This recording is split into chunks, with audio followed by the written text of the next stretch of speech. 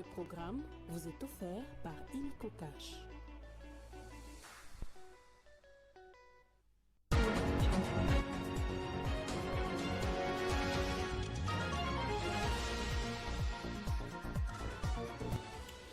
Au sommaire de ce journal, le chef de l'État Félix Tshisekedi a rendu hommage ce lundi à l'épouse du pasteur Marcelo Tounassi, Blanche Tounassi, décédée après une intervention chirurgicale qui s'est mal déroulée. Plusieurs personnalités ont été présentes.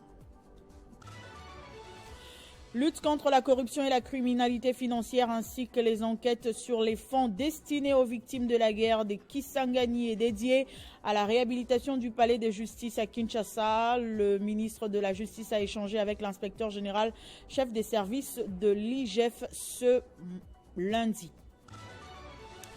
À Goma, environ 90 personnes présumées bandits de grands chemins porteurs d'armes à feu ont été arrêtés dans la ville de Goma, parmi eux des kidnappeurs. C'est le fruit d'une opération menée par la 34e région militaire, la police, l'ANER et la DGM en l'espace d'un mois seulement. L'info, c'est l'heure sur Télé 50. Bienvenue à tous. Derniers hommages rendus à Blanche Tounassi, épouse du pasteur Marcelo. Avant son enterrement, plusieurs personnalités se sont recueillies pour exprimer leur compassion à la famille et à l'Église Corps du Christ. Le pasteur Tounassi a demandé l'unité de toutes les églises pour surmonter les clivages qui déchirent les églises. Le chef de l'État, Félix Tshisekedi, a réconforté la famille. Ce sont les derniers hommages rendus à Kandolo Odia Blanche, épouse du célèbre pasteur Marcelo Tounassi, au stade Tata Raphaël. Ici, plusieurs personnalités politiques ont répondu présents, notamment le président de la République Félix Tshisekedi et son épouse, le président du Sénat, le président de l'Assemblée nationale, celui du bureau provisoire du Sénat, Aziza Mounana, ainsi que les autorités ecclésiastiques. Ici, l'église La Louange a été représentée par Maître Jimmy Ngalassi, missionnaire attaché au représentant légal, chef spirituel, pasteur Agrin Ngalassi. Dans cet élan de solidarité, le pasteur Marcelo Tounassi a profité de l'occasion pour appeler à l'unité de l'église du Congo, déchirée par des divisions, au-delà des clivages pour fortifier ceux qui traversent l'épreuve du deuil. Blanche faisait tout pour que je prêche, je jeûne, je sois roi. Aujourd'hui, je suis devenu papa, maman, pasteur. Que Dieu m'aide à faire tout ça à la fois. Plusieurs hommes de Dieu ont honoré par leur présence la mémoire de Madame Blanche et ont apporté leur soutien à la famille Tounassi en cette période éprouvante. Un geste qui témoigne de la valeur fondamentale du pardon et de l'unité dans le corps du Christ. Seigneur Jésus, je te remercie pour ce que tu as fait et pour ce que tu as repris. God is good all the time and all the time God is good. Ce rassemblement exceptionnel autour des obsèques de Mama Blanche illustre l'unité qui a su se manifester malgré les clivages habituels. Les hommes de Dieu de diverses obédiences ont ainsi apporté leur soutien à la famille Tounassi. Au-delà des différences, ce moment de recueillement au collectif a permis de rendre un hommage appuyé à une femme dont l'engagement et le dévouement auprès de la communauté étaient unanimement reconnus. Un geste de solidarité et de fraternité qui résonne comme un message d'espoir pour l'Église et la société congolaise. Renforcer le front anticorruption et anticriminalité financière, le ministre d'État à la Justice a échangé avec l'inspecteur général chef des services de l'IGF. Au menu des échanges, la lutte contre la corruption et la criminalité financière, ainsi que les enquêtes sur le fonds destiné aux victimes de la guerre de Kisangani et dédié à la réhabilitation du palais de justice à Kinshasa. En croire Jules Alingueté, le ministre de la Justice tient à renforcer et faire avancer le front de la lutte contre la corruption et la prédation financière. Dans 72 heures, l'IGF va remettre tous les rapports de ces 3 dernières années. Nous venons d'être reçus par l'autorité qui tient à faire avancer suffisamment la lutte contre la corruption voulue par Son Excellence, Monsieur le Président de la République, chef de l'État, Son Excellence, Monsieur le Ministre d'État, ministre de la Justice, veut faire de la lutte contre la corruption un élément important pour faire avancer le pays. Et dans ce cadre-là, il nous a donné des diligences à faire le plus rapidement possible, notamment transmettre tous les rapports de ces 3 dernières années ayant établi des faits de corruption et criminalité financière pour que le ministère de la Justice s'en occupe. Donc, nous allons rapidement, dans les 72 heures, recenser tous les rapports ayant établi des faits de criminalité financière pour les transmettre à l'autorité. Deuxièmement, il y a une série d'audits qui vient d'être commandés à l'Inspection générale des finances, notamment l'audit de tous les fonds mis à la disposition de la République pour l'indemnisation des victimes de Kisangani. Et ce travail a déjà commencé aujourd'hui. Une équipe d'inspecteurs des finances est en route pour Kisangani pour essayer de vérifier ce qui a été fait des fonds mis à la disposition de l'établissement public Fliviao qui a été créé et qui devait gérer ces fonds. Il y a également l'audit des travaux de réhabilitation des palais de la justice par la société Milrest, que l'autorité voudrait que nous puissions mettre à sa disposition tous les éléments, les contrats, les fonds libérés, les niveaux d'exécution financière et les niveaux d'exécution physique des travaux. Pour parler de cette rencontre, nous recevons sur ce plateau Jean-Marie Kassamba, président provincial de l'UNPC Kinshasa. Bienvenue. Merci. C'est un dossier que vous suivez de très près. Alors, que doit-on attendre de ce traitement accéléré des dossiers des détourneurs publics?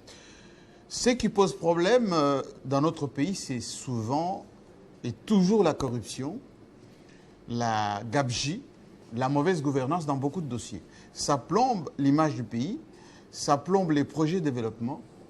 Et toute action de gouvernance, c'est voir empêcher de donner des résultats escomptés. Cette rencontre entre Alinguet et Mutamba augure peut-être des lendemains meilleurs. Pourquoi? Parce que malgré les enquêtes de l'IGF, la justice a toujours traîné le pied. Il y a beaucoup de collisions entre les politiques et les dossiers qui touchent notamment à la corruption. Et pour le dire, beaucoup de dossiers, par exemple, les dossiers du ministère de la Justice, les dossiers du palais, voulais-je dire, les dossiers de certains projets de développement, beaucoup de ministres qui ont été épinglés, tout ceci traîne parce qu'il y a des implications. Pour une fois, il va y avoir une accélération des traitements des dossiers pour que des mesures souvent conservatoires soient prises pour empêcher les détourneurs de faire évader ou de faire disparaître à la fois des pièces, mais aussi leur butin. Et donc, on espère que le ministre Mutamba et surtout Jules Alinguet vont pouvoir travailler maintenant pour que les choses aillent plus vite. Parce que le climat des affaires a été toujours un peu plombé par ce type de comportement. Mais jusqu'où ira l'IGF cette fois-ci? Parce que la population se plaint d'ailleurs, parce que plusieurs détourneurs ont été amnistiés, il y a des dossiers sans suite. Jusqu'où ira l'IGF cette fois-ci dans son travail? En réalité, l'IGF n'est que l'œil qui constate, qui apostrophe et surtout qui alerte. Maintenant, la justice, le ministère de la Justice notamment, doit se saisir et faire, on va dire, application de ce que l'IGF a déjà constaté. Qu'est-ce qu'on constate très souvent? Les détourneurs, souvent, détournent ensemble, avec ceux qui ont la signature, avec ceux qui sont influents, avec ceux qui ont parfois des relations privilégiées avec les pouvoirs, et s'attendent à ce que les choses se neutralisent en cours de route. Maintenant, il y aura ce qu'on appelle la clameur publique. Il y aura aussi l'intervention de nous autres, société civile, presse, qui constatons dans tel ou tel dossier beaucoup de lenteur. On va revenir assez régulièrement pour dire, voilà, IGF avait prévenu, le ministère de la Justice traîne le pied, les détourneurs n'ont pas été inquiétés, parce qu'il y a encore Et maintenant d'ailleurs, beaucoup de casseroles dans le gouvernement sortant et surtout par rapport à ce qui arrive bientôt. Alors l'IGF va remettre les rapports de ces 3 dernières années seulement. Pourquoi pas au-delà de 3 ans? Parce que c'est plus grave ce qui risque de nous arriver sur le plan économique. Vous voyez que la monnaie pose problème aujourd'hui parce qu'effectivement, certains projets ont plombé la monnaie nationale avec des décaissements massifs qu'il y a eu. Ensuite, les politiques doivent changer dans leur façon de consommer les deniers publics. Regardez la réponse donnée par le président de l'Assemblée nationale sur les émoluments, autrement dit les traitements des députés. Il a été contredit immédiatement par le GDF. C'est pour dire que ce qu'on pensait fini, ce n'est pas fini du tout. Et donc, on donne d'abord les rapports des 3 dernières années. Ensuite, on commence maintenant à fonctionner avec peut-être de nouvelles méthodes. Mais je pense que Moutamba, avec son but, là, vous voyez, le gros chien qu'il a amené, ça va faire beaucoup de dégâts. Télé 50 fête la semaine prochaine 14 ans d'existence. Un mot à tous nos téléspectateurs qui sont fidèles depuis 14 ans. C'est vraiment un moment magique que nous allons vivre la semaine prochaine. Nous allons fêter nos 14 ans en 2010. Qui l'eût cru qu'on aurait tenu autant d'années, hein? On a des images de Grace Salambo, jeune, très jeune. Je suis toujours jeune. Oui, mais vous êtes mûri, entre-temps, maman, désormais. Mais Télé 50, qui est aujourd'hui de plus en plus apprécié, de plus en plus diffusé, nous avons mis en place tout un dispositif de diffusion. Nous sommes sur streaming internet en direct, nous sommes sur satellite, TNT, etc. Ils vont avoir un nouvel habillage. Beaucoup de choses seront présentées le 25 ici à Kinshasa. Et nous remercions tous ceux qui nous font confiance à travers le monde. Et nous sommes qu'à leur disposition, à leur service, pour rendre encore l'information, la communication plus professionnelle dans notre pays. Merci, c'était un plaisir. Merci à vous. Poursuivons ce journal. Promouvoir l'image du tourisme en RDC, c'est dans cette optique que le nouveau ministre du Tourisme, Didier Mpambia, s'est rendu au site touristique de l'Ansele afin de constater les différents problèmes que regorge ce site. Le nouveau ministre du Tourisme, Didier Mpia-Moussanga, s'est déjà lancé au travail. Il s'est rendu au site touristique de l'Ansele dans le but de palper du doigt les différents problèmes qui rencontrent ces sites afin d'en trouver des solutions. Devant les nombreux agents de ces sites, le directeur général a dans son mot des circonstances plaidé auprès du ministre pour les paiements de salaires des agents de ces sites. Tout ceci, nous l'avons toujours dit et répété, au point que nous demandons si nos cris d'alarme trouvent un écho chez les décideurs. Nous avons reçu de divers investisseurs sans suite à telle enseigne qu'on se demande toujours s'ils étaient des vrais attendus. Tout ceci, nous l'avons toujours.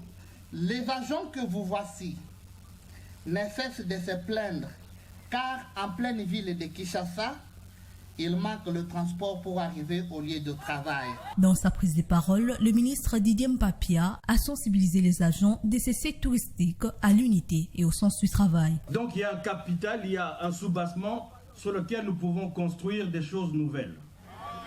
Mais je ne peux pas le faire tout seul. J'ai besoin de chacun de vous. J'ai besoin qu'il y ait des, comme je dis toujours, Bizaleli Yassika. Bizaleli n'est changement. Ce n'est pas forcément les personnes qu'il faut changer. Parce que le changement commence par nous-mêmes. Chacun de vous. Il ne faut pas seulement qu'on pointe Bamikonzi, Bangonde Brossala, mais Binope Moko. Mpia-Moussanga Didier continue sa mission qui est celui de faire rayonner l'image du tourisme en République démocratique du Congo. Telle est la vision du chef de l'État, Félix-Antoine Tshisekedi Tshilombo. Après sa prise de fonction au ministère de la formation professionnelle, Maître Marc Ekila a initié une réunion de prise de contact avec tous les cadres et agents de ce ministère. Pas de discours magistral au Salon Bleu de l'immeuble du gouvernement. Le ministre a voulu des échanges francs et libres pour permettre aux différents services de lui faire le point sur la situation générale de la formation professionnelle en RDC. À l'issue de ces échanges, les animateurs de 3 services centraux de la formation professionnelle, à savoir le secrétariat général, l'inspection générale et les CNACPF, ont tour à tour évoqué les défis de leur secteur d'activité et suggéré des solutions aux ministres. Les problèmes sont les mêmes partout, notamment ceux en rapport avec l'amélioration des conditions de travail.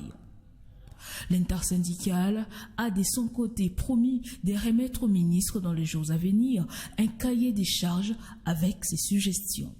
Un père des familles, Marc Ekila, s'est dit conscient des défis qui l'attendent. Je nous invite à bâtir un ministère apaisé pour atteindre les objectifs. C'est un défi et les défis sont faits pour être relevés. Et seul, comme disait quelqu'un que vous connaissez, je ne peux rien. Mais avec vous tous, nous pouvons faire beaucoup de choses. Le contact est ainsi établi avec les différents cadres et agents. Place désormais au travail, suivant les priorités que Marc Ekila s'est fixées, notamment celles liées au contexte structurel et conjoncturel. Un incendie dévastateur a détruit 12 salles de classe de l'école Bomberger située dans les chefs-lieux du territoire d'Idiofa dans la province du Kwilu. L'incendie survenu dimanche a consumé les bancs, les tableaux et d'autres équipements scolaires, laissant uniquement le bâtiment administratif intact. Nous sommes au téléphone avec le coordonnateur de la nouvelle société civile d'Idiofa, M. Arsène Kassiama, qui nous fait le point. Bon, effectivement, l'école s'est brûlée hier dimanche. Hier dimanche, avant midi, juste avant midi, l'école s'est brûlée. Il y a 17 salles de classe qui ont été consumées par le feu. Et brûlant ici tous les bancs et les tableaux. Mais c'est comme c'était le dimanche, on n'a pas enregistré des incidents majeurs. Mais malheureusement, pour le moment, à l'heure, les élèves sont en congé, ils ont déjà terminé avec les examens. Et nous sommes en train vraiment de déplorer ce fait-là. Et il semblerait que c'était juste un pasteur qui a une petite église derrière là-bas, qui chauffait son tambour ou son tam-tam là. Quand il chauffait le tam-tam, on a laissé le feu. Et le feu a roulé jusqu'à atteindre ce bâtiment-là que nous déplorons aujourd'hui.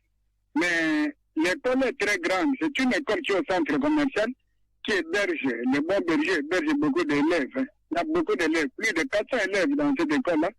Aujourd'hui, si c'était le jour ouvrable ce lundi, ça allait être vraiment difficile pour nos enfants.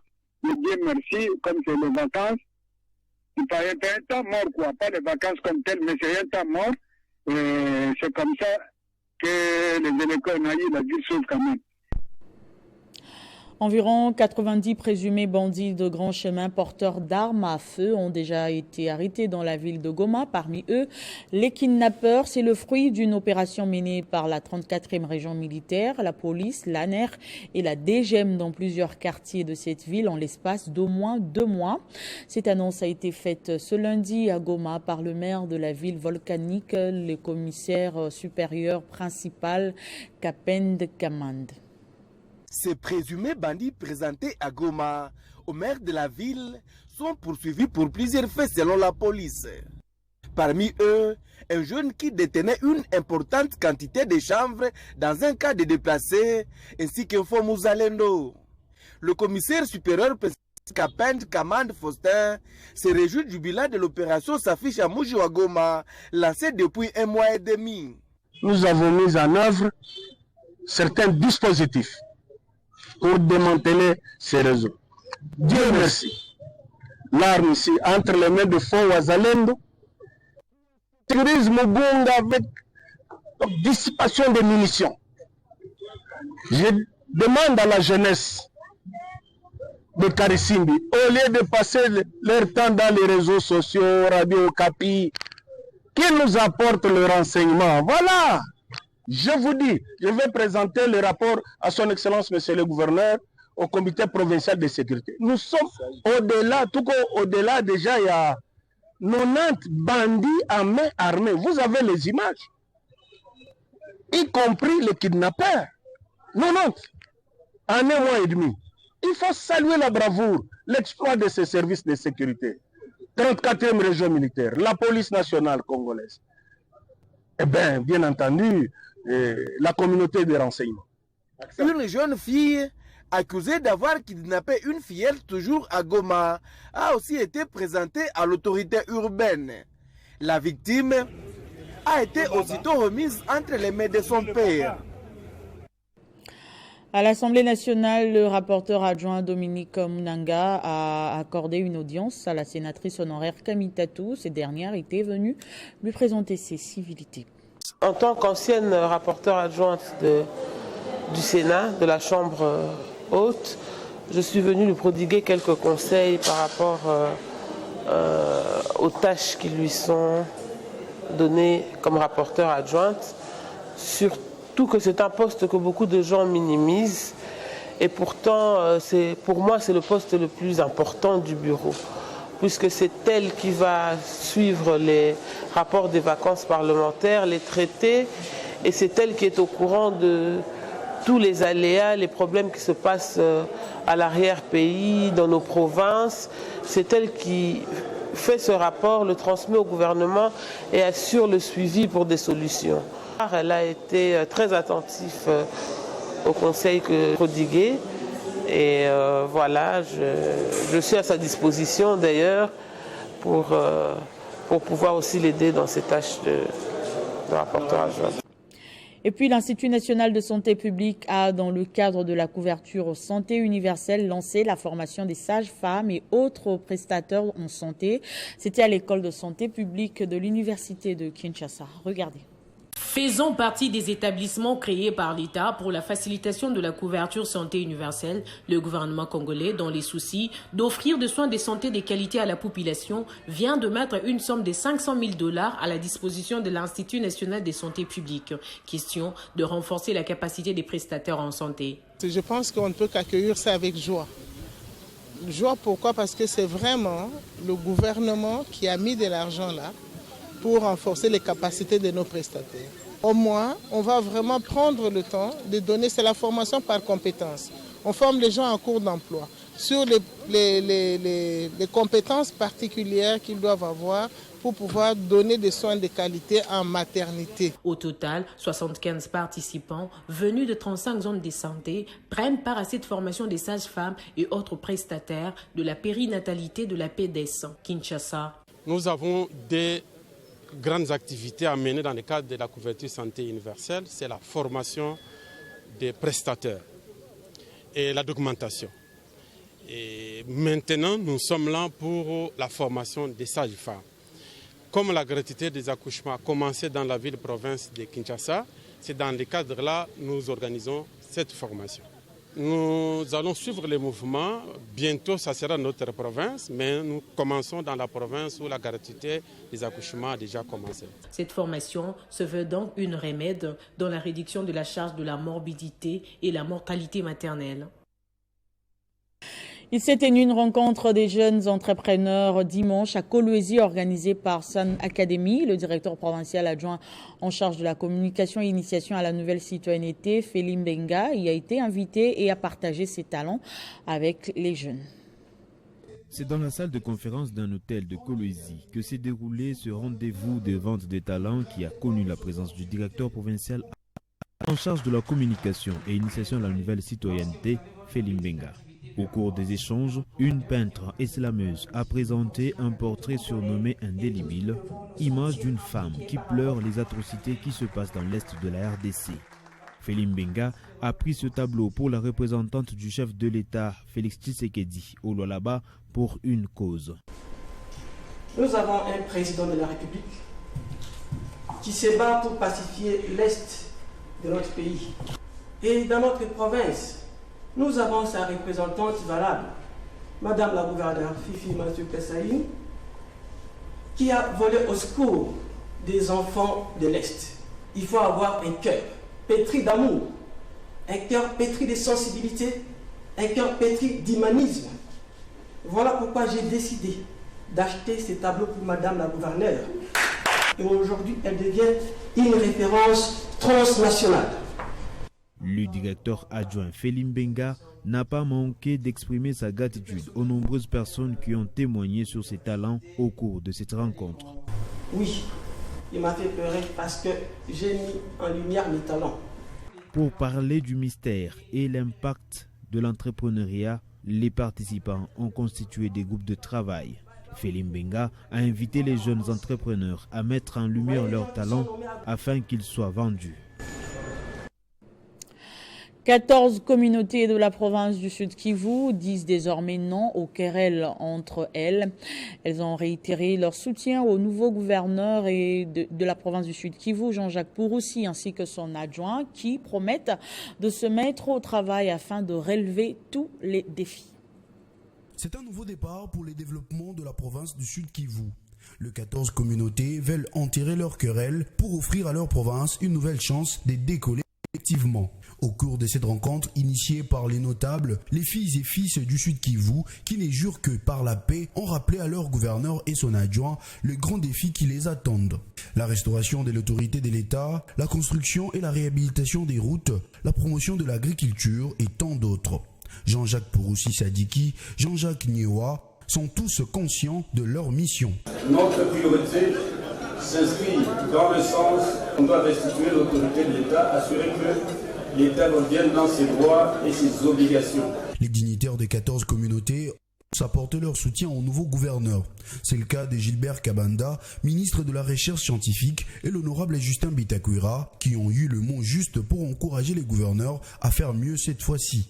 Il faut le faire. Le Premier ministre honoraire Jean-Michel Samaloukonde et l'honorable Chimène Polipoli, questeur de l'Assemblée nationale, tous du Grand Katanga, ont partagé la chaleur et l'hospitalité de la province du Sud Kivu.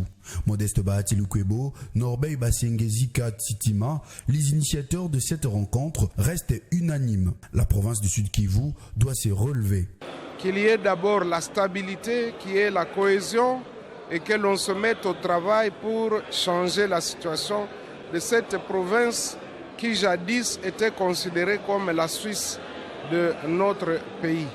Nous avons dit cette fois que nous mettions de côté toutes nos querelles et que dans l'unité, dans la cohésion et avec le soutien de son Excellence Félix Antoine Tshisekedi Tshilombo. Cette cérémonie s'est déroulée dans une ambiance fraternelle et conviviale.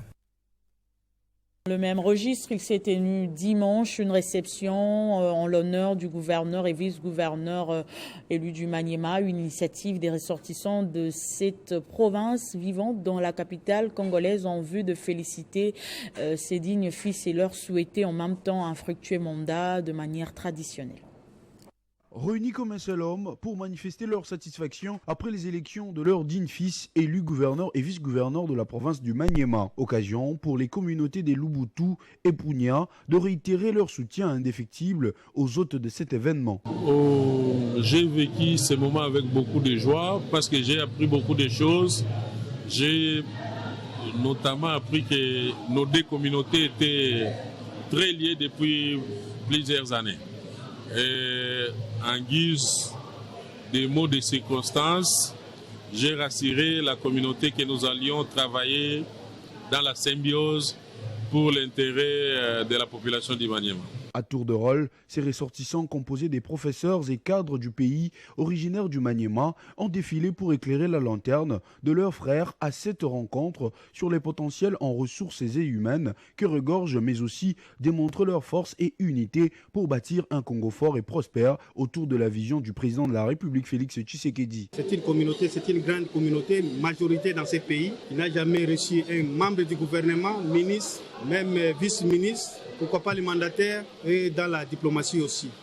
C'est la raison pour laquelle la grande communauté de Bakoum est fière. Parmi les recommandations ressorties à ces assises, le peuple Lubutu ont plaidé au chef de l'État la représentativité de la province du Maniema au sein du gouvernement souminois. Nous avons eu une forte joie par rapport à la situation actuelle de notre pays. Nous nous sommes retrouvés défavorisés au niveau ministériel. Mais la chance a été très positive pour nous parce que nous avons récupéré le gouvernorat de la province du Maniema et nous avons pu avoir un élu du territoire de Lubutu et celui de Punya. Notons qu'ici, dans une ambiance conviviale, que s'est achevée cette rencontre. Le regroupement politique Action pour l'unité nationale se réunit dimanche à Kinshasa. C'était pour féliciter un de ses membres en la personne de Daniel Mukoko Samba, nommé vice-premier ministre de l'économie dans le gouvernement souminois. Dimanche 16 juin, restaurant le 19 à Kinshasa-Gombe, les compagnons du regroupement politique Action pour l'unité nationale se sont réunis pour féliciter un des leurs, et pas les moindres, en la personne de Daniel Mukoko Samba, nommé par ordonnance présidentielle vice-premier ministre de l'économie au sein du gouvernement souminois, le tout premier du deuxième mandat de Félix Tshisekedi. Remercier le chef de l'État pour avoir joui de son pouvoir discrétionnel en nommant Daniel Mukoko Samba. Je remercie en même temps son Excellence Madame la Première ministre pour avoir proposé son nom à la discrétion du pouvoir discrétionnaire du chef. Tous les reconnaissent, Daniel Mukoko Samba en premier, le chemin n'a pas été de tout repos pour ce regroupement très combattu, malgré son soutien indéfectible au président de la République dès sa création par son initiateur. Le nouveau vice-premier ministre est très reconnaissant envers le président de la République, Félix Tshisekedi, la première ministre Judith Suminwa, mais aussi son regroupement, l'Action pour l'unité nationale, qui est à ce jour sa famille, appelée à vivre le plus longtemps possible ensemble. Merci pour les échanges fructueux. Merci pour l'esprit de collaboration. Et si j'ai un seul vœu à exprimer, c'est celui de ne pas voir mourir cette belle aventure.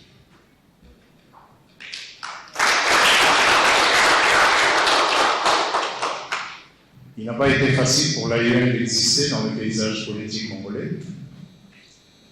Malgré les embûches, malgré les obstacles, nous avons tenu bon jusqu'aujourd'hui.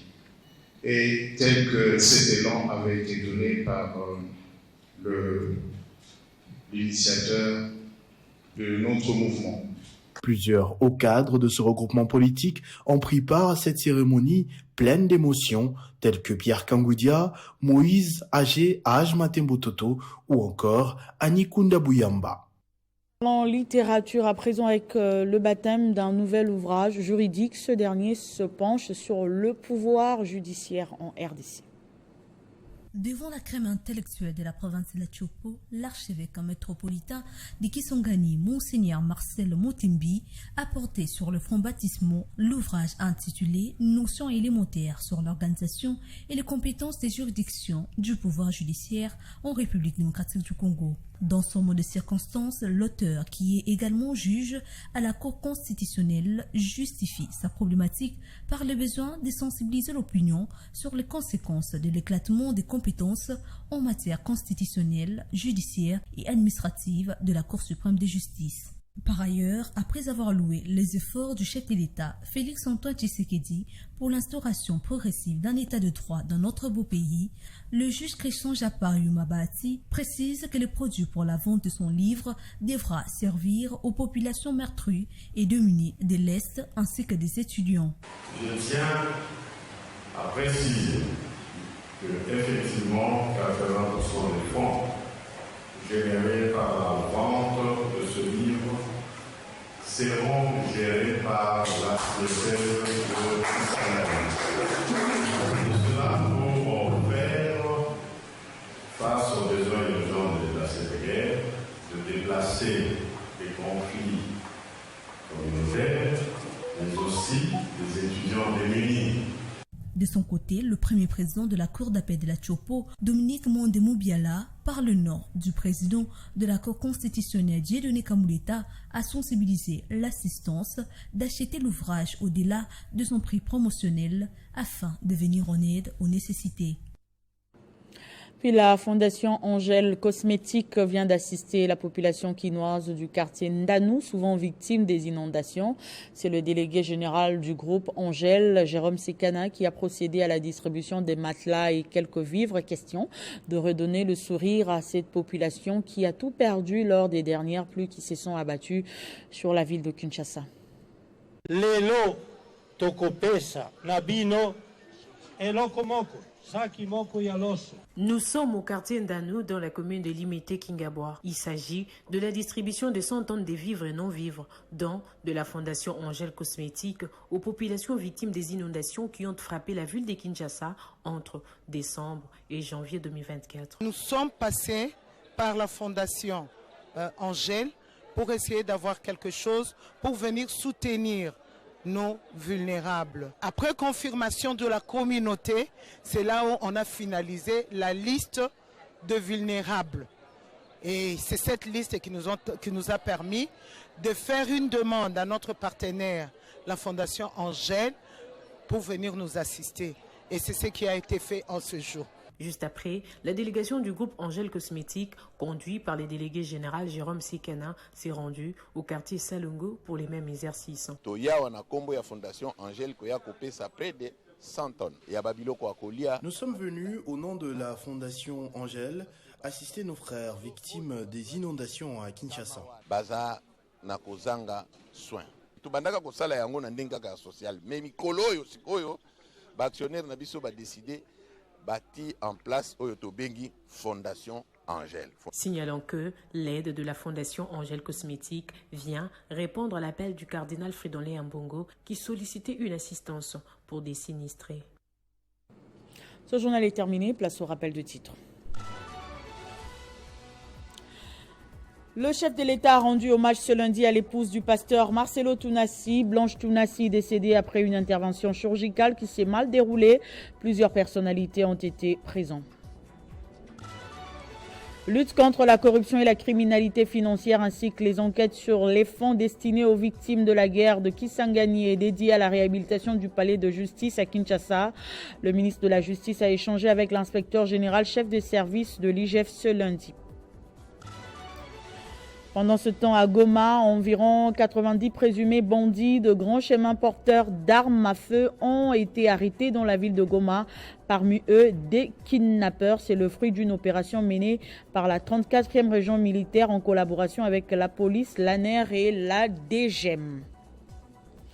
Merci de votre attention soutenue et restez fidèles au programme de Télé 50.